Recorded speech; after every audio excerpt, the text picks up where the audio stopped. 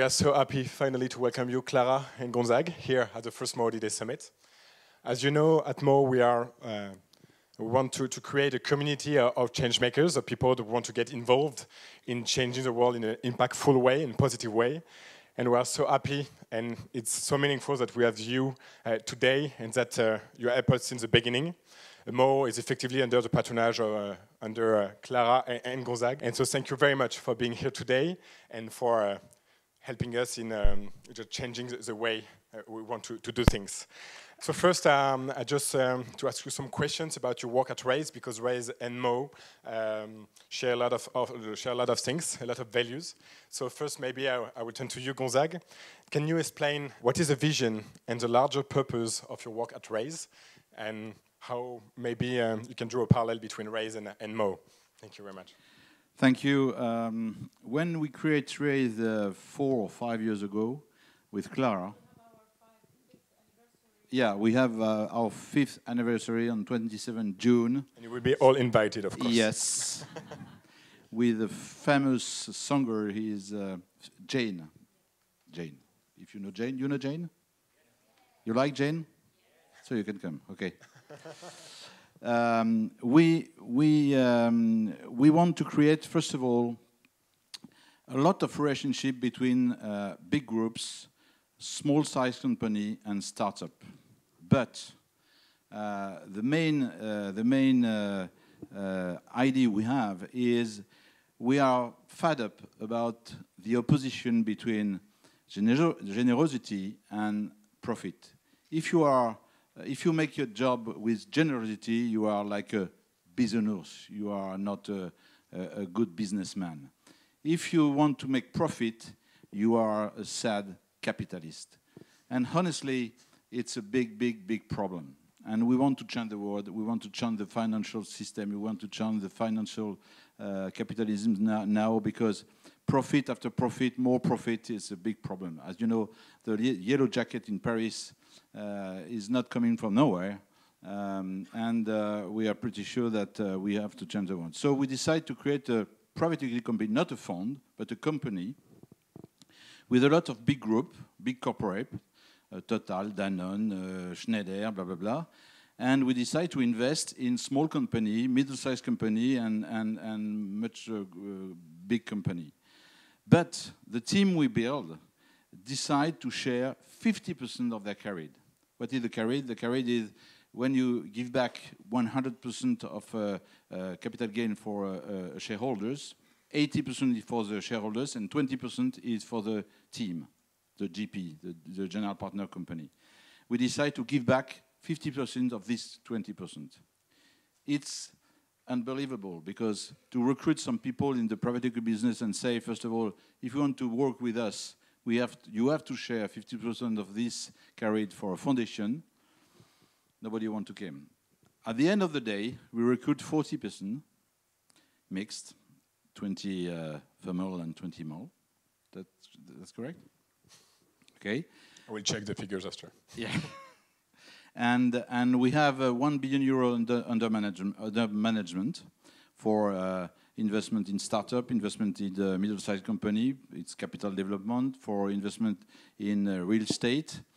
And we have a foundation with more than 26 million euros, which is the most important private foundation in France to help startups. And this foundation exists because we give 50% of the carried interest. So if you find, believe me, a private equity firm who decide, or an investment banker, or a financial system who decide to give back 50% of their salaries, or their carried, or their revenues, tell me. We are alone in the world. We want to change the financial system. That's why we create Raise. Congratulations and thank you for that. That's really really impressive, and I think you're right. I think I've never heard somebody doing that before. Just one more word about MoHo. If you still don't know, MoHo is not only this event. MoHo is also a building which will open in 2020. So here in Caen, a 7,500 meters building called the Collider, where we want people to meet and to innovate together. this summit, this first MoHo D-Day summit, is also meant to happen, and we really want to have an impact on the long term. So, Clara, I will ask for your advice. If you had one big ask for our community, what do you want us to do? What do you want us to achieve? Thanks to the means we have, thanks to this building, this community, and this event, what would be the ask for us to help you, new company, to change the world altogether? Thank you very much, Pierre-Emmanuel.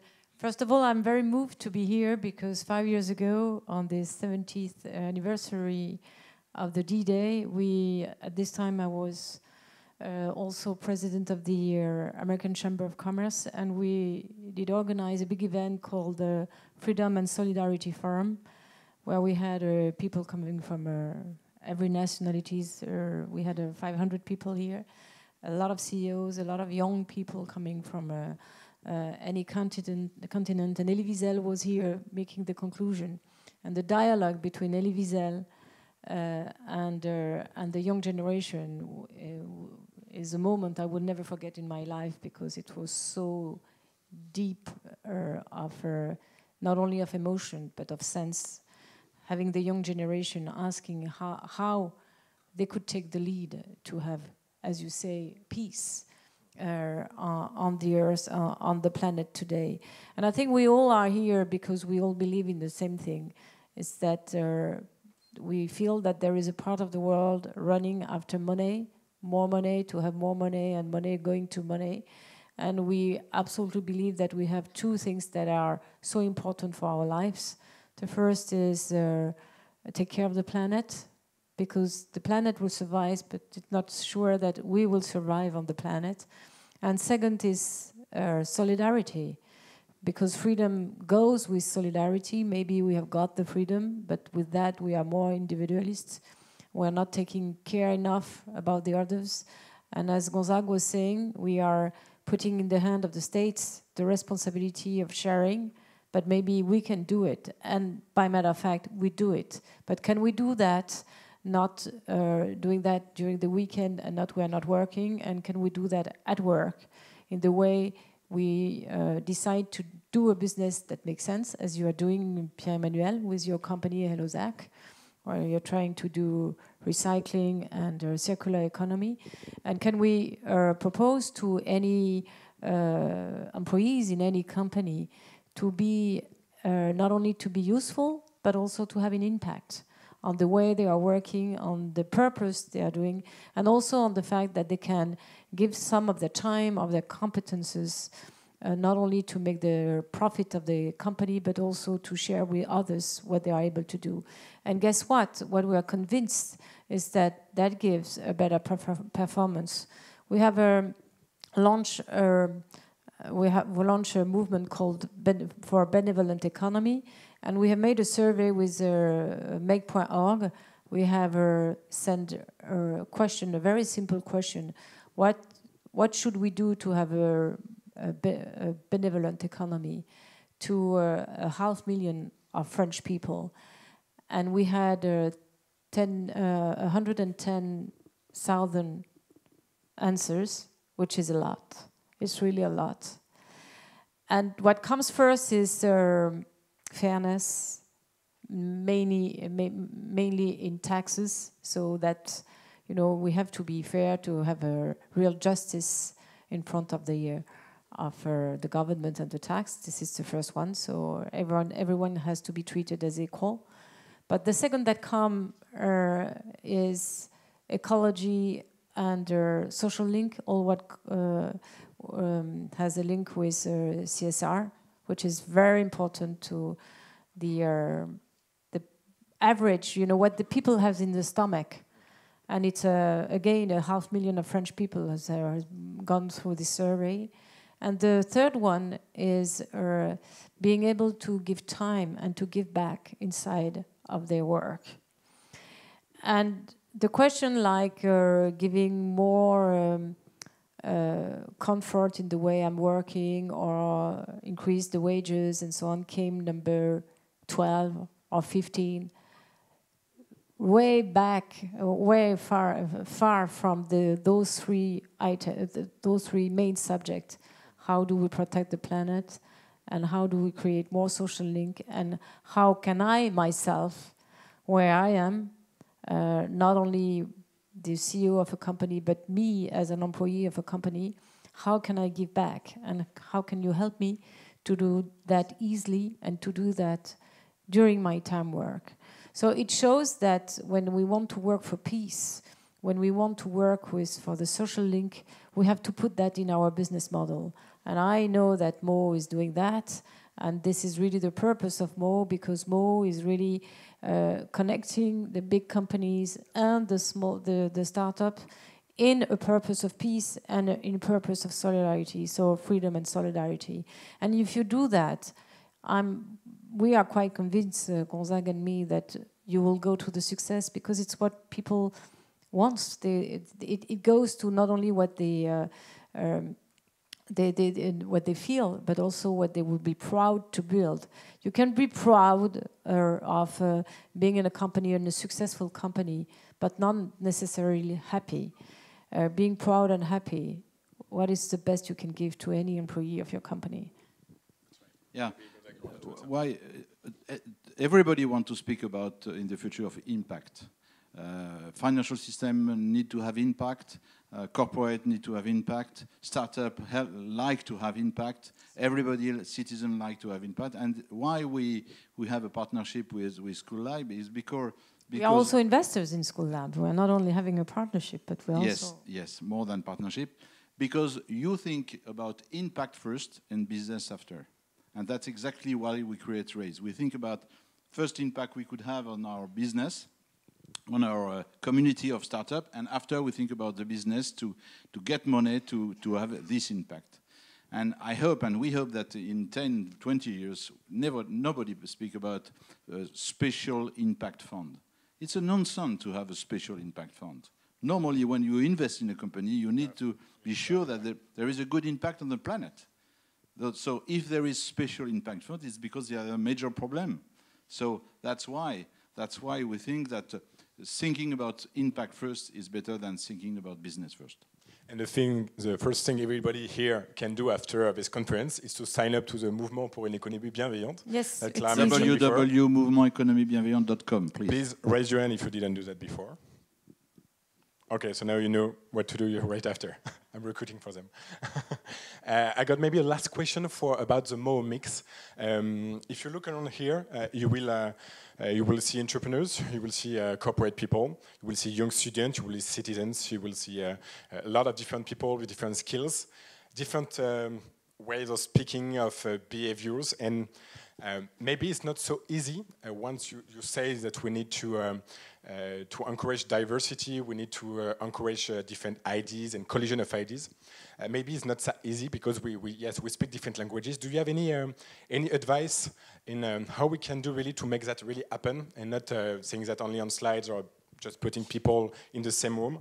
Do you have any maybe advice for us? So how can we can make it work when we come from so different backgrounds and achieve that? I think you touched the very important point, is that you put it as a problem. In reality, it is the solution. Because when you put people who are coming from the same schools or coming from the same background, very quickly they do compare themselves.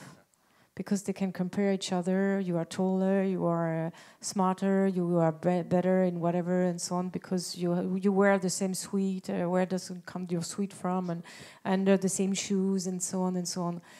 When you recruit people who are very different, coming from different nationalities, coming from different generation, from different culture, they can't compare each other. So the only link they can have together is to be sure that they have the same purpose. That what unifies you in the strategy of your company, of your project, or for the MoHo, is that the purpose that you are putting in front of your building, but also in the front of the head and the heart of everyone, is the same. And we have a trick, Gonzague and me, is that when we started RAISE, RAISE is really a financial company, an investment company. And in investment, you have 98% of men, and all in suites. and ties. Sorry, I have nothing against sweet and ties. We had a panel yesterday on diversity in tech. Yeah, it's a uniform, and Gonzague and I we decided that we will have a full parity. So there is Gonzague and me, but under there is Mathieu and Alexandra. There is Noé and then Sophie, Glaé, and so we have built our company in the fact that not only we have parity, but we have also always we are two to decide. Not because we think it's the best way to do, but because we are sure it creates necessarily a dialogue. Because if we don't agree together, Gonzague and me, we speak and we speak until we agree. And it puts inside the company the fact that no one knows better than the other. It's a collective decision. It's always a collective decision. And no one can say, hey, it's my idea and I am the best in class because I have put that on the table. It's always a collective decision. And so the trick we have is that when we recruit, and we have made a lot of recruitment because we started 5 years ago, we were the two of us, and now we are, he says 40, we are 38 to be honest, but we will nearly be 40. Gonzague is always seeing much, he's seeing forward, and this drives us a lot, and this is really great. We ask the people we recruit to write a love letter to raise. And the reason why we do that is that when we are writing the letter saying a motivation letter, it's really a standard. So we'll say that the company is the best in class, and we are the best candidate for the company, and why it will fit. We will fit to each other. When you write a love letter, you say really what you think. You have the total freedom to write what you want, and you can say why, the real why you are coming and joining RAISE. And it has happened once that we had a candidate that we loved very much, and when she wrote the love letter, we could see that the reason why she was coming didn't fit to RAISE. So we knew that in 2 years' time she will be frustrated because she wanted a career, she wanted to earn money, and it's not what we... Of course, we are offering good wages and we want to be sure that people have a career, but it's not the purpose. The purpose is really our dream. And it's also because we love to receive love letter. And we had one candidate who came, and the day after we said to him, okay, we want your love letter, he came with a song letter. He played two USB key on our desk. He came with a guitar and his song. So of course Gonzague was playing the guitar, right? No. But Gonzague can play the guitar. But of course we recruited him, and he's a great candidate. How can you refuse? Yeah, how can we refuse the love letter? Okay. So I will ask Olivier and Nicolas, my dear co-founders of MoHo, to write a love letter to MoHo right after the conference. I think we have just a little time for some questions in the room. Yep. I have one question that I always wonder. So both of you had like amazing career. Some of my friends in finance, they call Gonzague like a legend of private equity. Agreed. I always wonder, do you think it would have been possible if the Clara and Gonzague 25 years ago to create the same company with the same values, or do you think it's thanks to your like background and the fact that you had an amazing career? So do you think today, maybe a 30 years old person can create a PE fund, a VC fund with the same model, or? On the private equity side, I feel it could be more difficult in 20 years ago because, first of all, there is not so much money now. There is a huge amount of money to be invested in private equity business, and we never speak now of impact, of giving sense to your investment, of all those things. So I feel that, and 20 years ago, all people who want to work for VC or private equity business, private equity firm, want to win a lot of money. That's the goal, only for that. On one side, I could say, I win a lot of money, and it's because I win a lot of money I could create this company. So that's a good way to think about it. But on the other side now, when you want to recruit people in a business where money is not the only choice, the only goal, but they want to give sense to their business in a private equity firm, that's new now. There is a lot. We receive each week 2 or 3 CVs. So I think young people now want to have a sense for their business, for their job. 10 or 20 years ago, I'm not sure that there is the same mentality in the young people. That's what my answer. So to complete what Gonzague is saying, if it was, let's say that we were 25 years younger today, good news. Good news, which we are in our mind. The thing is that we had, Gonzague and me, to de-learn a lot, because we have been built and we have learned a lot in a world that was working with certain rules, which were, for us, absolutely normal. And we had to open our eyes and consider that they are not normal. It's not because it works like that for 70 years that it is the normal rule. So we had to learn from the young generation and consider that the way we have been working for 30 years, a part of it was wrong. So I would say if we were 30 years old today, it would be easier for us. Maybe on some aspect it will be more complicated because we have we have, of course, a credibility with the one who are the same age than us and are sometimes CEO of big companies. So on this part it has been easier because we had our experience and we have proved that we had the capability to execute. That's true, of course. Showing that we already are able to execute is very important. But on the other hand, we have always, every morning, Gonzague and me, to think that maybe what we believe is not true. So we have to to reshift completely our mindset. And I think for people of our age, it's not that easy. We can see that a lot of our people in our generation, they can't get it. They can't get it. They have to be put in front of the evidence, very close to their eyes, and you have to repeat to them that what they are doing is wrong. Because if I put it in a big scope, of course, our generation has not done anything bad because we have given access to water, to energy, to education, to health, to 5 billion people on the planet. And we are the first generation able to do that.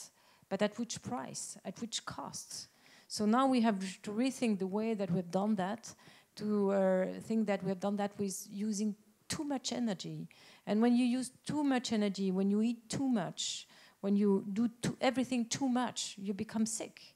So when you eat too much, you become too fat and you can have a lot of disease. But when a society is eating too much energy, and it's also getting sick. And it's what we are really seeing here today. But when you are part of the game, you can't see it until you get sick yourself. So to answer your question, I think for you are young in this room, don't wait. Don't wait to be 50 or to be have money or to have the power. Or you have everything in your hand to do it. Just to be sure of your faith and be everything is not only about the dream, but about execution. So do it, redo it, and don't take a failure for a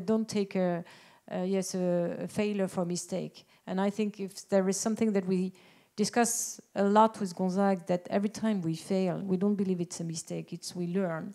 We are learning. So this would be maybe the way to do it. And for the MoHo, giving the possibility to the people who are coming from big corporates to relearn, thanks to the young generation, to go faster, to go quicker, to go simpler, to go with less money, with less intensivity of use of energy, whatever energy it is. I think you will. It would save a lot for everyone. But Olivier, we are not so old, He's very young. Clara, Gonzague, thank you so much for your insight. Please join me in a big round of applause. Thank you for your support in MoHo. Viktorija, the floor is yours.